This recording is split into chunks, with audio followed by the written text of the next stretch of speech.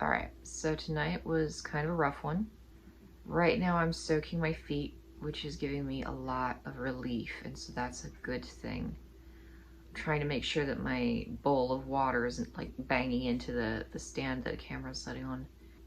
I think it's been like 4 or 5 hours of me trying to sleep and not succeeding. A lot of tossing and turning in bed.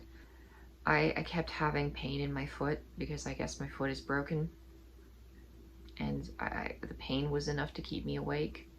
And then finally, just now, I pulled out an ice pack and I put it on my foot, and the pains stopped immediately, which was really nice.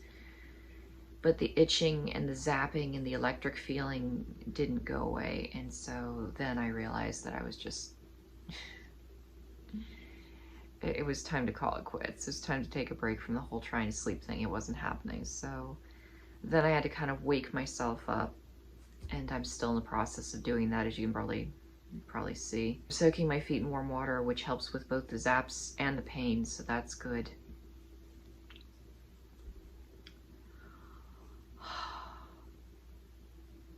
So the whole game, the game of this, I think, is to find subjects to talk about for videos, because I'm gonna be awake anyway. I might as well do something, you know. And being proactive really helps me get through a lot of unpleasant circumstances. So this is actually helping me a lot. I think my overall attitude towards what's happening to me right now has been pretty positive, because I keep looking at it and thinking, okay, well, I'm gonna make a video about this, I'm gonna make a video about this, I'm gonna make a video about this other thing, and it keeps me kind of moving forward. We're in week 11 right now. I got a long ways to go. The good news is I can sleep during the day still. Like that's kind of a mixed blessing. Like on the one hand, I can sleep. So like I got let's see, about 5 hours last night, plus I stacked a couple hours of naps on top of that. And so like maybe 7.5, maybe even 8 hours of sleep. 8 is a little optimistic. It's probably less than 8, but you know, I got a very decent amount of sleep yesterday. And so, you know, that's good. That's good, because that's keeping me functional. That's important. The problem is I feel horribly guilty because I'm like a zombie all day long, all day, and so I'm not engaging with my kids the way I'd like to. The other day, my daughter, my sons are younger than my daughters, so I put my sons down for bed an hour earlier than my daughters. And the other day I was really tired, like I could barely keep my eyes open, and I was like, you know what? I'm gonna put the sons down for bed. I'm gonna set a timer for about an hour. I'm gonna nap for about an hour, and then I'll get the girls and tuck them into bed and do their bedtime routines. So that's what I did. I put my sons down for bed really quick, lay down on the couch with a timer, and my timer went off just as my daughters were coming to get me, like, hey mom, are you gonna tuck us into bed? It was like, yeah, I'm totally getting up. And I gave them each a hug, and I was trying to get out of bed, and I was just so tired. And it was like they need me to come to their room to put a cover on their bird cage, because they have birds in their room. One of my daughters is just obsessed with birds. She loves them, and she loves everything about them, and she studies them constantly. So we've got like a couple little teeny budgies in their room, and she absolutely loves those birds. So like somebody has to put the cover on the bird cage so the birds will sleep at night.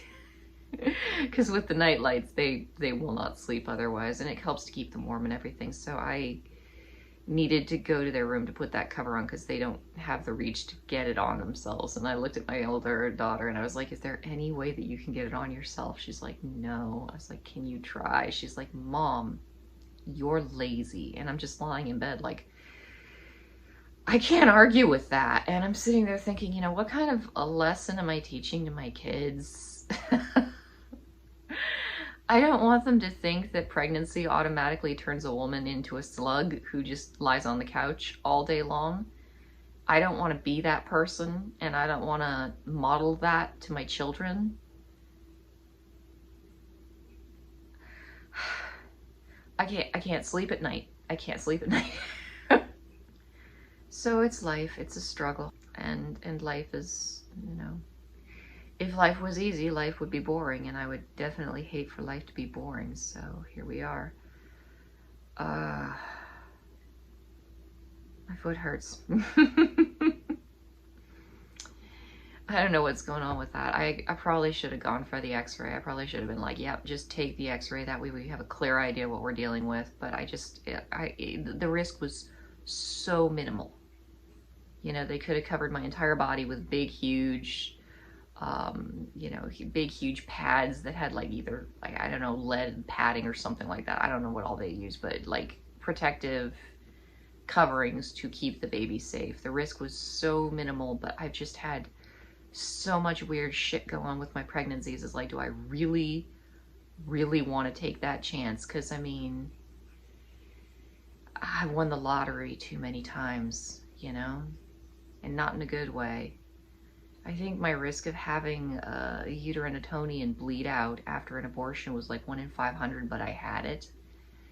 And I lost like 3 pints of blood, so that was fun. That was an adventure. It's like, that shouldn't have happened, but it did. And then when I told people about it, they didn't believe me. They thought I was making it up. And then they're telling me, oh God, it was so funny. It was like, well, you know it's not Christian to lie. And it's like, I'm Wiccan. Dude, like, I'm not making this shit up. This is real. I had an adventure, man. You know, life is so crazy. And I mean, I've had so many things happen in my life where it's like, I go out in life, I go out into the world, and I have adventures, And then afterwards, it's like, that was wild. And then I'm frustrated because I write novels, you know, I write novels for entertainment, and one day I would hope to start getting my shit together so that I can share those novels with the world around me so that other people can also be entertained by what I guess is just something I do to entertain myself otherwise. One person used the term, it was Phil Illey. He was doing an interview and he was talking about all the research he'd done on autogynephilia, and he said that if he didn't put it into a book and share it, it would be masturbatory learning. And that was like the most delightful term I had heard in such a long time. Like, that's what it is. That's what writing is for me. It's like, it's entertainment and I do it for myself. But if I can share it with other people, it slightly lessens the degree to which it's just masturbatory in a non-sexual sense. But yeah, but anyway, I write novels for fun all the time. And I get so frustrated because the things that I experience in life, you can't put in a novel because people just wouldn't believe it. And I had that happen to me in strip clubs all the time. Like, I'd see people do weird, wild shit. And it's like, if I put this in a novel, people would say it's over the top. And they would say that would never happen in real life. Even though that totally happened in real life. I was sitting right there. I saw it. So life is a trip. Like, it's not boring. I'd hate to be bored. And God knows I have not been bored. I have been sore, I've been tired, I've been in pain, I've been groggy and disoriented, I've been in shit tons of danger, but I have definitely never been bored with life. Oh. It's good. It's all good, you know? So that's, oh yeah, there was one other thing that happened. This was fun. Okay. So I've been tired and I haven't been keeping up with all my responsibilities the way I should. And I have been taking care of my flock of chickens between me and my husband. He's been doing the lion's share of it, I think. You know, while I'm napping, he's been, I think, taking care of them more than I realized, but I've been trying to take care of them because I have nightmares about my chickens. Like, I had a nightmare that I had neglected the flock neglected to feed them and water them, and then they had all died. And it was this horrible nightmare where I came into the coop and they were just all dead. And it was like, I felt so absolutely wretched. And then when I woke up, it was like, okay, I've got to make sure they have food. I've got to make sure they have water. But I haven't really had more energy than that. So I got a bunch of fresh bedding because they needed a change of bedding really, really badly. And I didn't do that. Like, I got it and then I just didn't do it because I was tired and I had a broken foot and I was wearing a like boot on my foot. Just, it was, I was not doing it just yet. And it was like, okay, I'll do it. I'll do it as soon as I have the energy to do it, you know? And the other thing I haven't been doing is collecting eggs. Now, one of my kids is allergic to eggs, and then everyone else in my family just doesn't eat them. I don't really know why we have a flock of chickens at this point because we never ever eat eggs. And I don't know, like, I mean, the family loves them, and so that's good. And there is a certain independence factor that comes with having a flock of chickens. But we never use the eggs anymore. Like, after the first year or two where I was like cooking all sorts of stuff with eggs, it's like now I just bring the eggs in, I crack them open into muffin cups, stick them in the freezer, freeze them, and then vacuum pack them. And so we've got a freezer full of frozen eggs that no one's going to eat. And I mean, oh, also, if you're sitting there saying, oh, have you tried water glassing? Yes, I have tried water glassing my eggs as a preservative method, but I found out that salmonella permeates the shell of the egg. It can get into the egg itself, and it can breed while the egg is being water glassed. And so you have like this massive bacterial colony of salmonella just kind of growing inside your egg. Now, I don't know if, because I mean, you test the eggs before you eat them, like you check them to make sure they're good or bad or not, but I don't know. It seemed iffy, and so now I'm just freezing my eggs because if they're frozen, I'm fairly certain they're not going to have any salmonella developing in them while they're frozen. It seemed like just, you know, I always wondered why water glassing fell out of favor, and I suspect that might be why, just the possibility of salmonella poisoning. And it was like, you know what, no, I'm not going to risk it. It's just, life is risky enough. I'm going to go with the conventional wisdom for now. The doomsday pressers are probably going to be embarrassed by me, but you know, that's cool, whatever. I'm tired. But anyway, no, I haven't been collecting eggs, and I looked at it, was like, at some point I'm going to have to go in there. There's probably going to be rotten eggs. I'm just going to have to deal with it. Maybe the chickens will eat them because the chickens will eat them if they're lying around long enough. You know, it's cool. I'll deal with it. Whatever it is, I'll just deal with it later. So a couple weeks went by, and the other day, my husband woke up in the morning and he heard cheeping outside our window.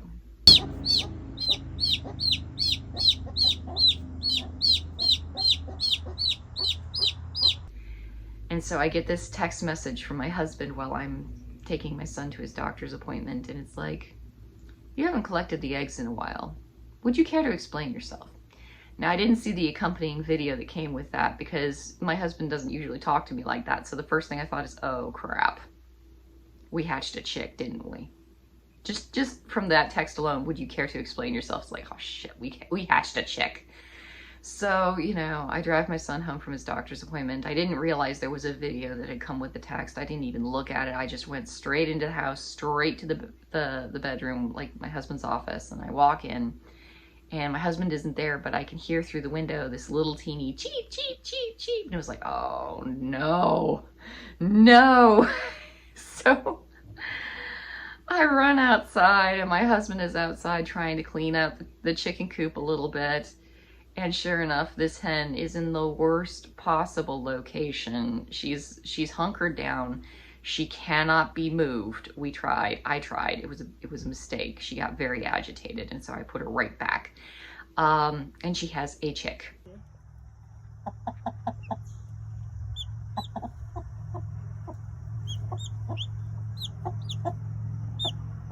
And he's just like, yep, didn't collect the eggs. I'm like, didn't collect the eggs. Her name is Miss Grumpy Pants. Miss Grumpy Pants has been trying to hatch an egg all spring and all summer. And I keep going in and kicking Miss Grumpy Pants out of the chicken coop so that I can steal her eggs so that she won't be as broody anymore.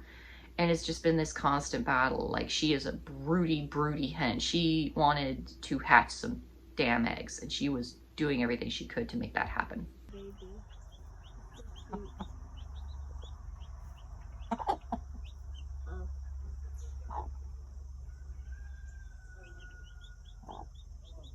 I got lazy about collecting the eggs, and Miss Grumpy Pants got her way. She had a baby chick. And then today we woke up to a second little voice cheeping outside, and so now there are 2 chicks. Miss Grumpy Pants seems a little bit less interested in the eggs now, so I'm thinking that it was only two chicks that were like, I'm thinking it was only like 2 of the eggs that were viable, but I'm gonna candle them, I would say tomorrow morning, but you know, in about 6 hours, because I mean, when I get home from dropping the kids off from school, I might have my husband drop the kids off from school. I'm not sure how awake I'm gonna be when it's time to do the driving part of that. But anyway, I try to be responsible about that. So we'll see where I'm at. We'll see how I'm feeling. We'll see if I'm feeling awake and alert. Like, I don't ever want to get behind the wheel of a car when I'm severely sleep deprived. And as the months go on, I know that's going to be more and more of an issue. So I'm trying to be vigilant about that. But yeah, no, she's got 2 now. She's not quite as interested in the eggs that she's got left, but I'm going to candle them anyway, just make sure there's no little baby chicks growing in there. And I'm happy for her, honestly. She seems like she's doing a really good job of mothering those 2 little chicks. She's very gentle with them. The first day I was kind of concerned because she kept on getting up and leaving. And the little chick was running around inside the coop, just cheeping up a storm like it was distressed. I didn't know if she was just being negligent or what she was doing. I don't always trust chickens to have the best maternal instincts. I've read too many people who are like on chicken blogs and chicken farm, you know, forums and, you know, backyard chicken groups and talking about how like they had a hen who wanted chicks, and the next thing they knew she finally hatched them, and then right away she like ripped them to shreds, because sometimes that happens. Like, hens can be, you know, not all hens are good mothers. And so I was like, okay, let's just approach this situation as careful as we can. Do we remove the chicks from the situation, put them somewhere safe? Do we let them stay with her? And I was trying to set up like a little brooder in the garage, and I got it halfway set up, and I was like, there is no part of this that is working well, because, you know, the electrical cable is not long enough, and I need to move this, and we've rearranged parts of the garage, and so things aren't fitting the way they should, and it was just so many logistical problems. And I turned around and I walked back over to the chicken coop, and I see Miss Grumpy Pants, you know, sitting on her eggs, and that first little chick was standing in front of her face and jumping up and down in front of her face, like just really excited to see her. And it kept pecking at, you know, they have skin around their face. It kept pecking at the skin around her face, and at some point it latched on, and it must have felt uncomfortable, you know, it probably pinched. And she made this little crooning noise, this little, you know, and turned her face away very, very gently. And it was like the most maternal thing I've seen a chicken do in my life. And I was like, I'm going to give you a little time and just see how you do with them.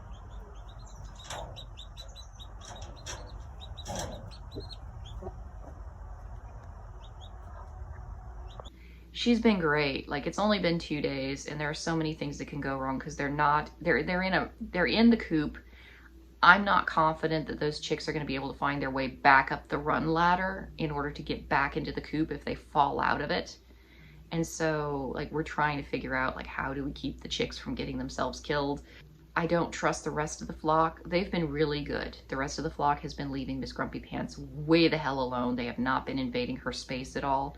They've been studiously staying the fuck away from her, which I think is awesome, because that's probably exactly what they should do. Like, it's funny because every time I come out, the flock is all just carefully away from Miss Grumpy Pants and her babies. And the kids named her. I didn't name her. The kids named her. But yeah, I think that's awesome. Like, everybody seems like they're doing well. Like, I've heard so many stories about roosters getting aggressive with chicks and things going wrong, or other hens being too snappy with chicks. And so far, everybody is playing very nicely. So fingers crossed. I want to get them out of that coop and somewhere where they're going to be more secure and more sheltered. But then again, like I said, I tried to move Miss Grumpy Pants out, and she flipped out on me. And then I went inside, and then I Googled, hey, my chicken just hatched some eggs. What do I do? Should have done that right away, but I didn't think to. I was just kind of in like, oh crap, how do I fix this mode? Don't bother your hen right after she hatches an egg. She's gonna need a little while to calm the fuck down. So I probably just unnecessarily agitated her deeply. The good news is I was able to fix it. I took her eggs from her and I put them into a crate where she would be safe. And I took her chicks and her chick, at that point she only had the one, and put him into a crate, and then I moved her into the crate, and the moment I did, she started acting really alarmed. And then she pecked open one of her eggs, and luckily it was just a rotten egg, because it popped like a pop gun. Honestly, it made this loud popping noise and part of the shell went flying off, and then she started eating it. It was probably rotten and gross, and I couldn't smell it because I was standing at a bit of a distance looking at it and going, this was not a good move. And so then I grabbed Miss Grumpy Pants and I moved her out, and I moved the chicks out, and I grabbed the eggs first. Or did I grab the chick first? I think I grabbed the chick first. Then I grabbed the eggs, put them all right back where they were, and then I moved Miss Grumpy Pants in, and she looks around, sees the eggs right where they were before, sees the chick, and just sits down on the eggs again. It was like, okay, well, you're not moving anywhere. You're gonna just stay right there. So I fucked up. I should have cleaned up the eggs. I should have done that. And that's kind of how I feel about my life right now. There's so many things where it's like, God, I should have done this. A responsible person would have done this. The fuck am I doing? Making YouTube videos at 2 a.m. in the morning because I can't sleep. That's what I'm doing. Anyway, she's comfortable right now. I got her some water. I made sure the chicks had fresh water. And I've been cleaning it out because they keep getting it dirty. Like the chick water is like the most, it's a generic chick water, and generic chick waters are like the most easily soiled water you can possibly imagine. So like every couple hours I go out there and I scrape out all the mess that they've put in there. But I also put like a bowl of food like directly in front of her, and she looked at it and it was so funny. Like she started like making all these little chuckling noises and just chowing down. And it's like, yeah, I bet you're hungry. You've been sitting on those eggs for forever and not leaving. You just don't leave them. You just hang out there and don't take care of yourself. So like I'm feeding her and she's eating, and then the last time I fed her, she had her 2 chicks with her, and she made these little clucking noises and started, demonstrating how to eat the food, and the little chicks run up and they start eating the food too. And so I think she's doing a good job. I'm hoping that she's doing a good job. She's a first-time mom, and I'm a first-time chicken hatcher of this nature, and so like it's all new for me. Like I understand hatching them in a brooder where you have complete control over the situation, but this is all new territory for me. But it's really sweet watching her with her chicks. She's very sweet little hen.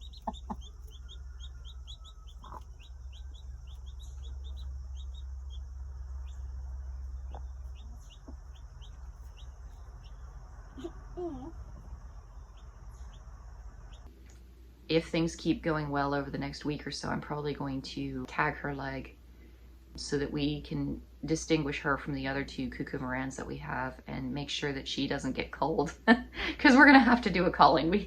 We have so many chickens, they lay so many eggs, and nobody in the house eats eggs. It's like we need maybe 2, maybe 3 chickens, and we've got way more than that. And there was a while where we were getting like half a dozen eggs a day, and we were giving them away to people, but then I got pregnant and lazy and tired, and it's a bit of work to deal with, and you have to, feed and water that many hens. It's like, this is a big flock. And I mean, we had enough hens to support a rooster, because a rooster will, he'll mount the hens until their feathers fall off, and then they start having health problems. And so we had enough hens to keep the rooster occupied, which is good.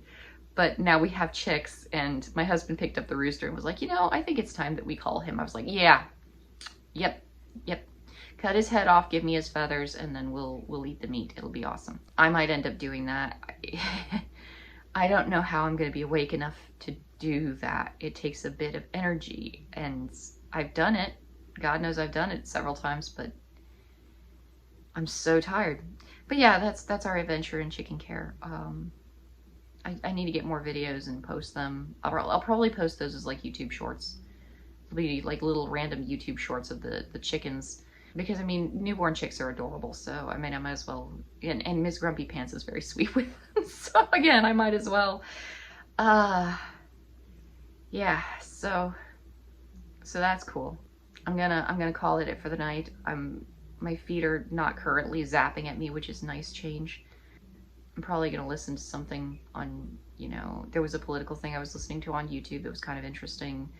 I might find something a little fluffier and lighter than that, because I'm tired, and it might be nice to just have something really relaxing and fluffy and gentle. Gentle is good. I hope you guys are all getting plenty of sleep, because sleep is a wonderful and blessed thing. Oh, and I hope you guys are all having a wonderful day, and I'll post another one of these midnight rants probably very soon. Talk to you guys later.